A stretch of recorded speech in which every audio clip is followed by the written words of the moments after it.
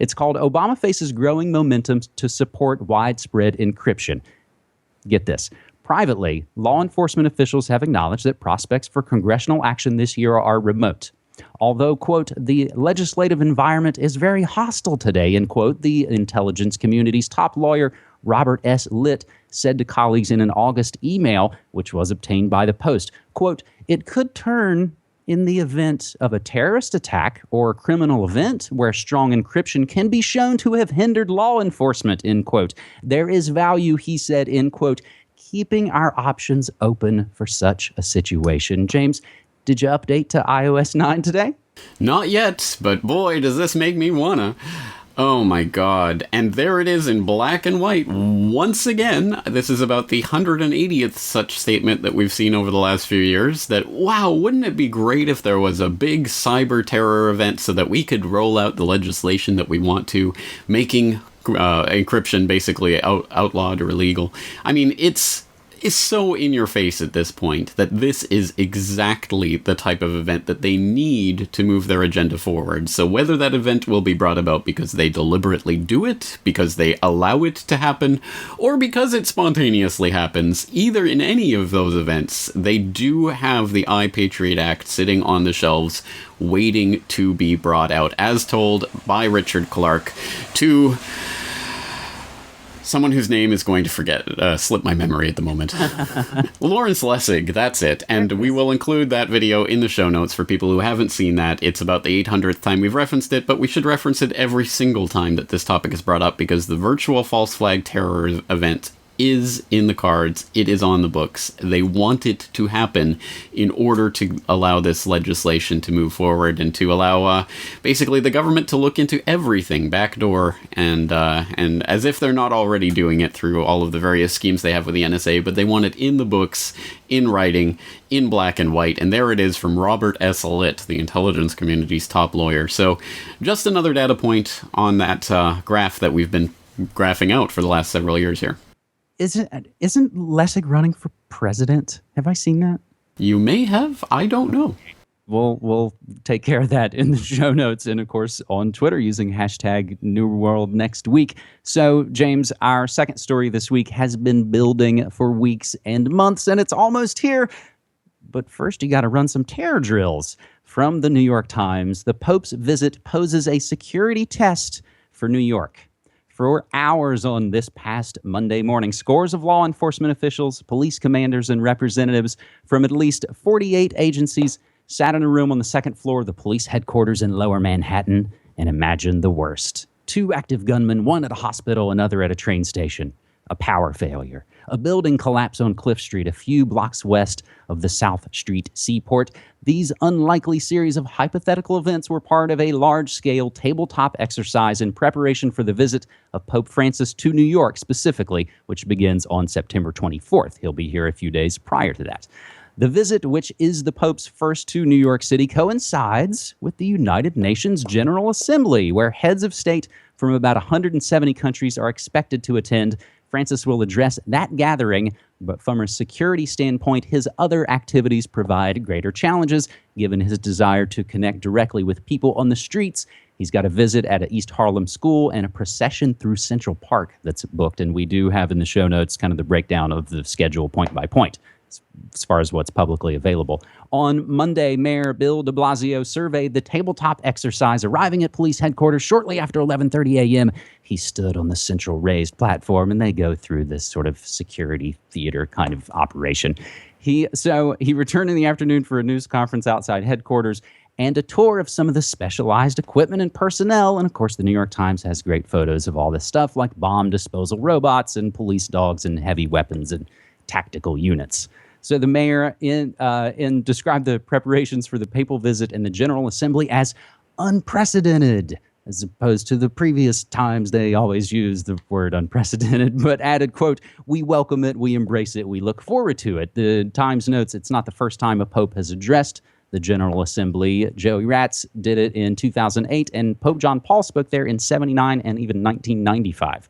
So these tabletop exercises were prepared by the Department of Homeland Security, which includes the Secret Service. The service is the lead law enforcement agency during the visit of the Pope, who arrives in D.C. on September 22nd before going to New York and then to Philly on September 26th. Now, James, I've got a few other Pope-related and Philly-related headlines, but I want your comments on the terror exercises and build-up first.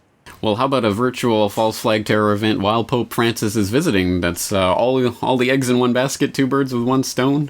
Would accomplish so many different agendas, couldn't it? Well, yes, very interesting. Always worrisome when all of these dignitaries are meeting together because, of course, it would just take some sort of event to change the world in an instant, as these types of false flag events are designed to do. And let's keep in mind, for example, the Pope John Paul II assassination attempt back in 1981, which was masterminded by a Turkish operative friend of Turkish Gladio operative extraordinaire Abdullah Chatli. So that all ties back into Gladio and things like that, the strategy of tension.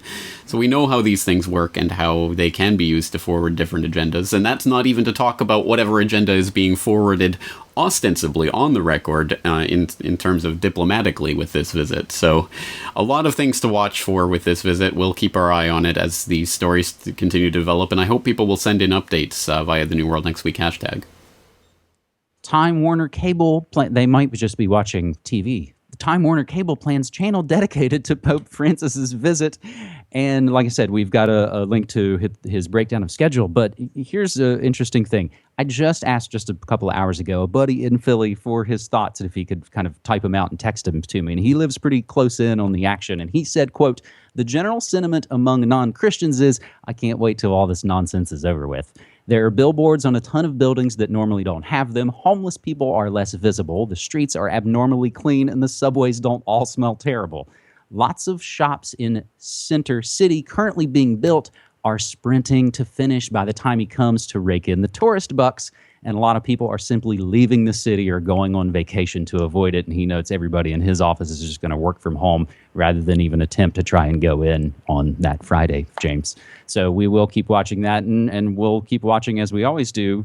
Hashtag New World Next Week. That's the best way, because we can follow that and you can follow that. And it's a great kind of open way that we can all kind of share these stories and learn more. And another way we can learn more is by focusing on the positive. So we invented Good News Next Week, and we've been doing good news stories all through 2015. And James, there was a few really good candidates for this week's good news story, but I like this one submitted via Twitter at Old Man Society. Libraries embracing the maker movement, offering patrons use of 3D printers and more. Libraries aren't just for books or even ebooks anymore. They're for checking out cake pans in North Haven, Connecticut, snowshoes in Biddeford, Maine, telescopes and microscopes in Ann Arbor, Michigan, fishing rods in Grand Rapids, and wiffle balls in Mesa, Arizona, mobile hotspot devices in New York and Chicago. In Sacramento, where this article is written out of, where people can check out sewing machines, ukuleles, GoPro cameras, and board games, the new service is called the Library of Things.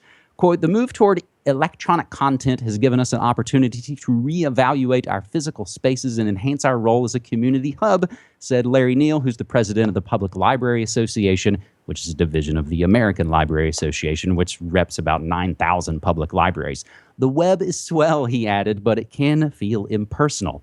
Libraries, arguably the original sharing economy, have long circulated art prints, music, movies, and more, but they've recently added more tools such as the Library of Things and the horribly named Stuffbrary in Mesa outside Phoenix, part of a broad cultural shift in which libraries increasingly view themselves as hands-on creative hubs, places where people can learn new crafts and experiment with tech like 3D printers."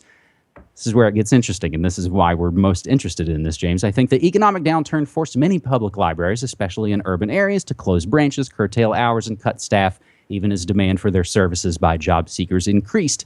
To make up the difference, libraries turned to foundations, donors, friend groups, and corporations. That's not the good part.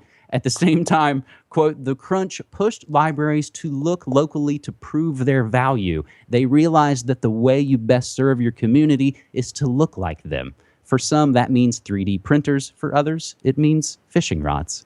James? Well, that is absolutely a good news story, and it's part... Fees can go from $500 or more to all the way down to $1. So it's for big players and little players, which is great. And you can see just tons of matchups. This is already up for week 1, which is still a few weeks away. but you can go ahead and enter now because you can always edit your lineups. But again, with the entry fees, it's pretty much play for whatever you want, and then what's great is you get paid the next day the game's over. And what's also great is it uses PayPal, which we'll see here in a few minutes, a little bit later in this video. But also wanted to mention that if you look down in the notes, there is a link that with your first deposit, and you put in the code with the link, you will get a match up to $200. So if you PayPal over $100, it'll match you $100. PayPal $200, it'll match you $200 to get you kind of funded for the start of this season. Now, again, as you can see, tournaments basically is where you play with a ton of people and can win big money, whereas the head-to-heads, of course, are just you're going against one person, winner take all. Now, once you enter a contest, they all work the same way. You pick one quarterback, 2 running backs, 3 wide receivers, tight end, kicker, and defense, and you're given a budget. And you have to, of course, stay within that budget. You pick your players, you enter your team, and then you are just scored based on how well those players do. And there is a scoring system that you can see in another minute in the video, but you'll find it on the website, of course. It's touchdowns, passing yards, receiving yards. For your defense, it's interceptions, or if they happen to score, you get points for all those things, and your kicker as well. And it's a lot of fun to play, and again, probably the best thing is that if you have a bad team in fantasy, guess what? You're stuck with them all year. And with FanDuel, it's just one weekend at a time. You have a bad team, guess what? There's next week. You have a good team, even better, because you'll probably win and win a lot of money. And there, of course, are your scoring categories, which you'll find on the website. And if you've never played FanDuel before, they've been around for a few years now. It's